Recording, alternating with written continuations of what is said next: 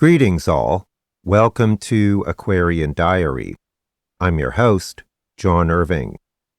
It is March 16th, 2024. There are two versions of this episode. This is the short version, or the summary.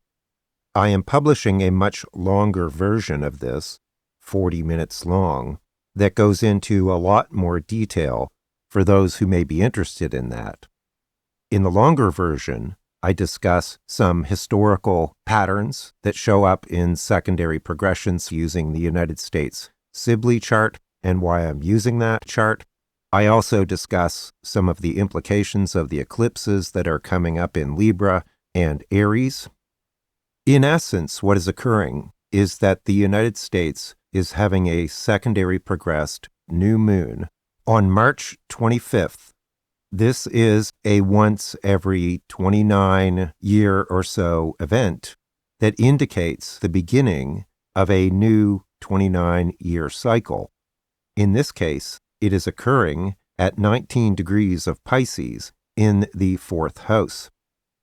I also calculated that the Balsamic Phase of this secondary progressed lunar cycle commenced on November 28th of 2020, and of course it ends on March 25th at the new moon. There are a lot of implications to this, which I go into in a lot more detail in the longer episode. Considering everything that's happening socially and politically in the United States these days, I find the timing of this very interesting. Of course, just about anybody who's following the news will know that there is a presidential election in November of this year, and that there are historic levels of polarization and division within the country. There's no question about that. So a 29-year cycle is drawing to a close, and a new one is about to begin. There is an eclipse on March 25th in Libra, and on April 8th in Aries. They're playing into this as well. On top of all that, the USA is going through a Chiron return, which this April 8th eclipse will be directly affecting.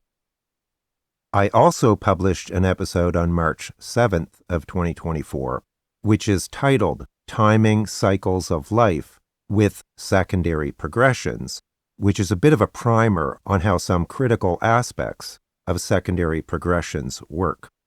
I encourage you to view that as well.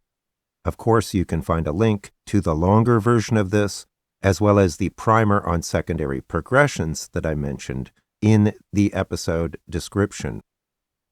I very rarely listen to other astrologers these days, simply because I don't want to be overly influenced with their perspectives.